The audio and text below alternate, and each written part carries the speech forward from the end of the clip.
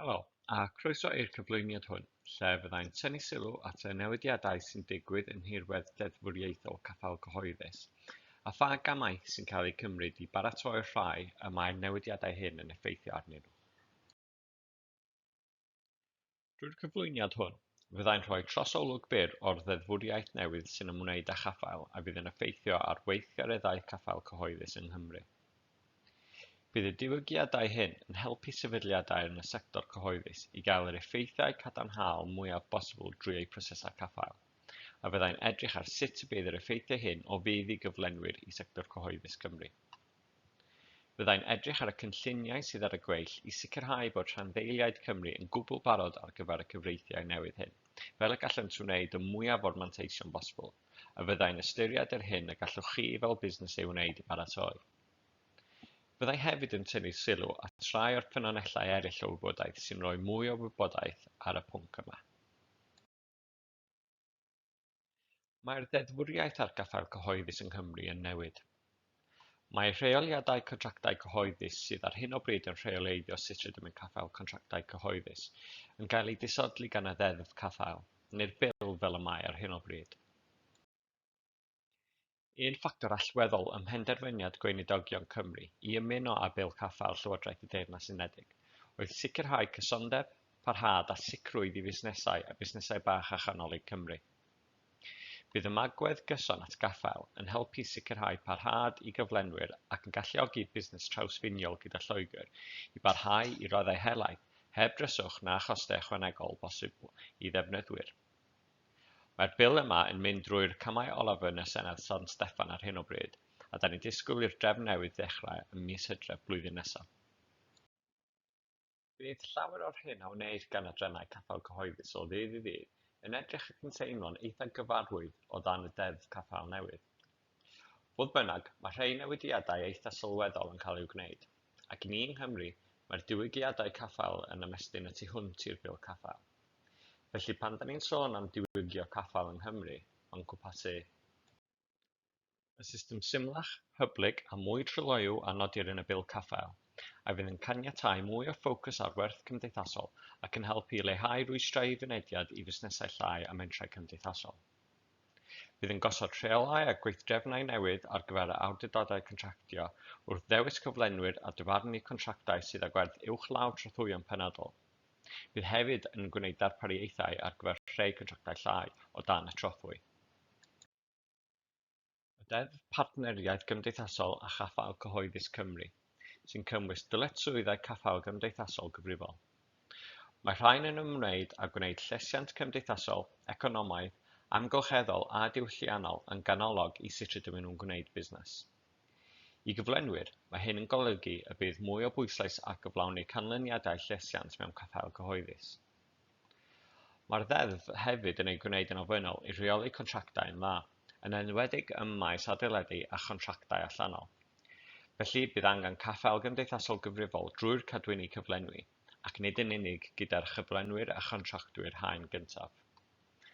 Ac mae'r darpariaethau ym mil caffael y Gwasanaeth Iechyd Cymru, sy'n ymwneud â'r broses weithredol o gaffael gwasanaethau iechyd yng Nghymru, ac sy'n sicrhau bod y gwaith o gaffael gwasanaethau gofal iechyd y Gwasanaeth Iechyd Cymru yn cael ei wneud o dan yr un amodau a Lloegr. Bydd y rhain i gyd yn cael ei ystyried drwy lens ddeddf llesiant cenedlaethau'r dyfodol Cymru, sy'n amlinellu'r 5 ffordd o weithio o mae'n rhaid gyrff cyhoeddus yng Nghymru ei dilyn i gyflawni ei dyletswydd i gyflawni datblygu cynaladwy. Dyma rai o'r gwahaniaethau allweddol a phwyntiau o bwys ar gyfer Cymru yn y bil o gymharu hefo'r ddeddfwriaeth presennol. Bydd yn rhaid i awdurdodau contractio Cymru roi sylw i ddatganiad polisi caffael Cymru, sy'n nodi'r weledigaeth strategol ar gyfer caffael yn y sector cyhoeddus yng Nghymru. Bydd yr wymedigaeth hon ar awdurdodau contractio Cymru yn helpu sicrhau bod blaenoriaethau lleol yng Nghymru yn cael eu hadlewyrchu mewn caffael cyhoeddus, a bod gwerth cymdeithasol yn cael ei gyflawni drwy effeithiau llesiant. Bydd mynediad at wybodaeth fanwl yn rhoi'r data sydd ei angen i awdurdodau contractio Cymru i gydweithio'n well, ysgogi gwerth am arian, a nodi a monitro gwerth cymdeithasol yn eu caffaliadau. Bydd mwy o drylwywder o ran llwybrau caffael yn cynyddu amlygrwydd y gwaith sydd ar y gweill yng Nghymru a'i rhanbarthau lleol, gan roi mwy o amser i busnesau baratoi. Bydd hyn yn helpu i godi rhai o rhwystrau sy'n atal busnesau bach Cymru rhag gwneud cais am contractau cyhoeddus. Bydd cwmnïau cydfuddiannol gwasanaethau cyhoeddus yng Nghymru yn cael gwell cyfleoedd i sefydlu eu hunain yn effeithiol, gan y bydd uchafswm hyd y contract presennol yn cynyddu o gyfnod o 2 blynedd i 5 mlynedd.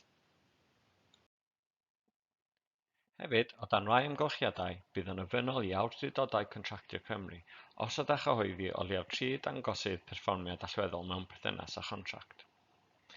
Wedi hynny, o leiaf unwaith y flwyddyn, bydd angen i'r awdurdod contractio asesu'r perfformiad yn erbyn y dangosyddion perfformiad allweddol hynny. Ac yn olaf, bydd darpariaethau goryw chwilio caffael, sy'n rhoi pwerau i weinidogion Cymru ymchwilio i gydymffurfiau awdurdodau contractio Cymru hefo'r gofynion o dan y ddeddfwriaeth newydd yng Nghymru. Trafodwyd rhai o'r manteision i gyflenwyr yn y sleid flaenorol, ond bydd y drefn newydd hon hefyd ar wahanol adegau yn y cylch bywyd caffael, yn galluogi ac yn gofyn am arferion a fydd o fydd i gyflenwyr, gan gynnwys newydd ddyfodiad posibl i'r farchnad. Enghraifft,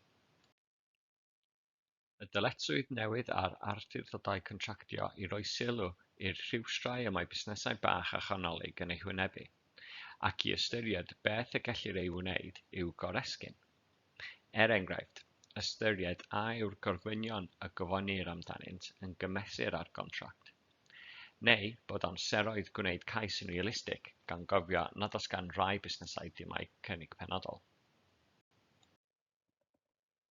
Hefyd, mae'r mesurau trylwywder gwell yn golygu y bydd cyflenwyr yn gweld pob cyfle gan gynnwys yr holl gyfleoedd sydd ar gael yn y dyfodol am gontractau dros 2 filiwn, gan roi mwy o amser i gyflenwyr baratoi ar gyfer cyflawni, naill ai fel prif gontractwyr, aelodau o gonsorsia, neu is-gontractwyr yn y gadwyn gyflenwi.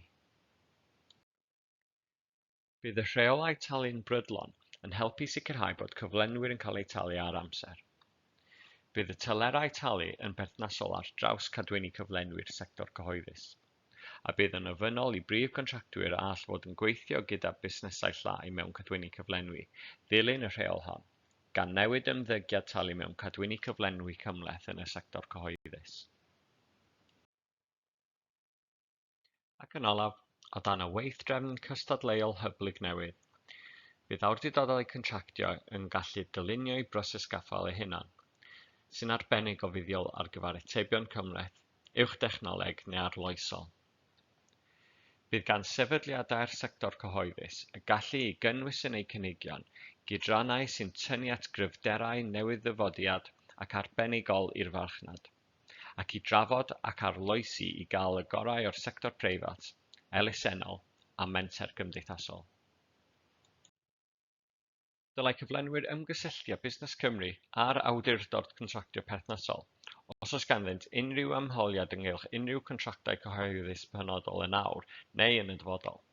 Bydd manylion cyswllt Busnes Cymru yn cael eu cynnwys ar diwedd y cyflwyniad hwn. Bydd y newidiadau hyn i ddeddfwriaeth caffael yn gofyn am newidiadau diwylliannol ar draws y sector cyhoeddus yng Nghymru, y gellir eu hannog drwy ddysgu a datblygu effeithiol, rhannu syniadau masnachol a chydweithio i sicrhau bydd mwy o bosibl o'r farchnad.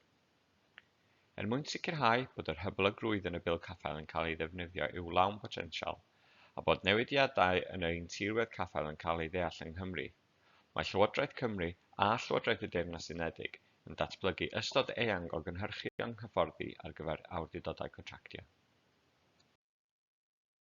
Mae portffolio hyfforddiant Llywodraeth y Deyrnas Unedig wedi ei deilwrau wahanol gynulleidfaoedd, o rai sydd angen trosolwg o'r newidiadau yn unig, i hyfforddiant mynylach a phenodol ar gyfer ymarferwyr caffael.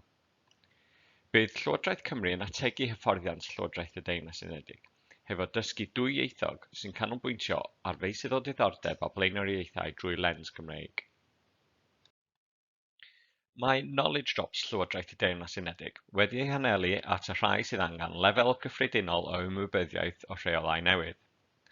Mae rhain yn fideos ar alw rhad ac am ddim hyd at 60 munud o hyd sy'n rhoi trosolwgwr newidiadau i rheoliadau caffael. Byddant yn cael eu teilwra i awdurdodau contractio, cyflenwyr, sefydliadau gwirfoddol, cymunedol neu fentrau cymdeithasol, a busnesau bach a chanolig. Ochr yn ochr ar knowledge drops, bydd ffilmau cryno 5 munud byr sy'n rhoi trosolwg lefel uchel i uwcharweinwyr a chyflenwyr. Mae Llywodraeth y Deyrnas Unedig yn lawnsio'r knowledge drops hyn ym mis Tachwedd. Mae Llywodraeth Cymru wedi rhannu gwybodaeth drwy ganllawiau ysgrifenedig, gwebinarau, digwyddiadau cinio a dysgu ac ati, a bydd yn parhau i wneud hynny mwyn sicrhau bod rhanddeiliaid Cymraeg yn cael gwybod am y diwygiadau caffael yng Nghymru. Mwyn sicrhau bod staff masnachol a chaffael yn y sector cyhoeddus wedi ei hyfforddi a'i harfogi i weithredu'n hyderus o dan y drefn newydd, bydd gan awdurdodau contractio Cymru fynediad at e-ddysgu a hyfforddiant archwiliad dwfn. Mae'r e-ddysgu yn cynnyrch hyfforddi craidd sydd wedi'i gynllunio i roi sylfaen gynhwysfawr i awdurdodau contractio'r sector cyhoeddus o wybodaeth a dealltwriaeth o sut y bydd y newidiadau rheoleiddio yn effeithio ar ei gweithgareddau caffael cyhoeddus. Bydd Llywodraeth Cymru yn ategu modiwlau e-ddysgu Llywodraeth y Deyrnas Unedig gyda hyfforddiant dwyieithog sy'n canolbwyntio ar feysydd o diddordeb allweddol i rhanddeiliaid yn y sector cyhoeddus Cymru, gan gynnwys cysylltiadau gyda'r Deddf Partneriaeth Cymdeithasol a Chaffael Cyhoeddus Cymru, ac effaith y bil caffael y Gwasanaeth Iechyd Cymru ar weithgareddau caffael yng Nghymru. Bydd yr archwilio dwfn yn rhoi hyfforddiant mwy dwys i'r rhai yn y sector cyhoeddus sydd angen dod yn arbenigwyr ar weithredu'r drefn newydd. Mae hwn yn gwrs dwys tridiau o dosbarthiadau rhithwyr rhyngweithiol dan arweiniad hyfforddwr mewn carfannau bach. Mwyn sicrhau cysondeb, bydd Llywodraeth y Deyrnas Unedig yn rhannu ei deunyddiau hyfforddi archwilio dwfn hefo Llywodraeth Cymru, a byddwn nhw'n darparu darpariaeth dwyieithog i awdurdodau contractio Cymru. Bydd yr hyfforddiant hwn yn helpu awdurdodau contractio Cymru i sicrhau bod cyflenwyr yn gallu gwireddu'r manteision bosibl y mae'r diwygiadau caffael hyn yn ei cynnig. I helpu chi baratoi ar gyfer y newidiadau hyn, mae yna ambell i beth y gallwch gwneud yn awr. Enghraifft, gwylio knowledge drops Llywodraeth y Deyrnas Unedig pan gaiff ei lansio ym mis Tachwedd. Hefyd, gallwch ymgyfarwyddo hefo rhai o elfennau allweddol y bil a'r ddeddf. Enghraifft, yr amgylchiadau pan all cyflenwyr gael ei eithrio o gaffael gan gynnwys camymddwyn difrifol, perfformiad annibyniol o wael neu amgylchiadau eraill. Yr amgylchiadau a allai arwain at roi cyflenwyr ar rhestr atal cyhoeddus, ac dyletswyddau caffael cymdeithasol gyfrifol yn y Ddeddf Partneriaeth Cymdeithasol a Chaffael Cyhoeddus Cymru, a'r darpariaethau penodol ar gyfer contractau adeiladu mawr ac ar gyfer contractau gwasanaethau allanol. Bydd rhagor o wybodaeth am ddiwygiadau caffael hefyd ar gael ynghylch llythyrau Llywodraeth Cymru a Llywodraeth y Deyrnas Unedig, a thrwy amrywiol digwyddiadau dysgu dros ginio, gwebinarau a chynadleddau. Os ydych am gyfrestru i dderbyn un neu'r ddau, mae'r manylion wedi'u cynnwys ar y sgrin. Mae Busnes Cymru yn darparu sbectrwm eang o gymorth i fusnesau Cymru, ac o fewn y portffolio hwnnw, maent yn darparu ymwybyddiaeth caffael a hyfforddiant i helpu busnesau i gystadlu. Mae gennym amrywiaeth o wybodaeth ar gael ar platfform Gwerthwch i Gymru, ac yn amrywio o nodiadau canllaw diwygio caffael i gyflwyniadau a recordiau gwebinarau i baratoi rhanddeiliaid ar gyfer y newidiadau. Mae gan Llywodraeth y Deyrnas Unedig hefyd dudalen trawsnewid caffael cyhoeddus ar ei gwefan sy'n cynnwys amrywiaeth o wybodaeth am ei raglen gan gynnwys recordiad o'i cyfres gwebinarau, manylion eu pecyn dysgu a datblygu, a chanllawiau. Mae hefyd ffynonellau eraill o wybodaeth, fel sylwyr cyfreithiol a blogiau caffael, ac mae pob un ohonynt ar gael ar y rhyngrwyd. I gysylltu efo'r tîm diwygio'r broses caffael, cysylltwch ni trwy'r cyfeiriad e-bost sydd ar y sgrin. Diolch am wrando.